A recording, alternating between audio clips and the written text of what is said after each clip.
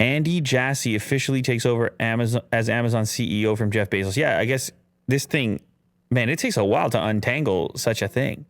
If you're Jeff Bezos, CEO and founder of one of the biggest companies, period, and one of the more complex companies to operate, I'm sure. Holy moly, man. Amazon. Anyway, so the report that he was going to step down, that was a while ago, right? Mm-hmm. It was maybe a month ago? A couple months ago? It was a while ago.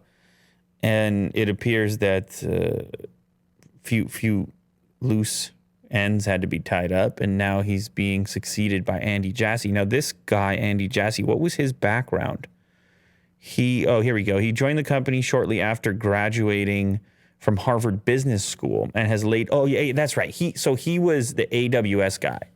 Mm-hmm. He played a huge role. I mean, he ran the AWS component for Amazon, and it's been growing rapidly and a big time profit center for them. I don't know if you see all the advertisements they're doing now. They're like, oh, your favorite company runs on AWS. Yeah. I don't know if you knew that. You should too.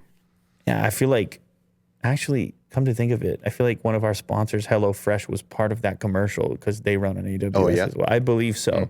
But anyway, it's so many different, Adidas was in that commercial.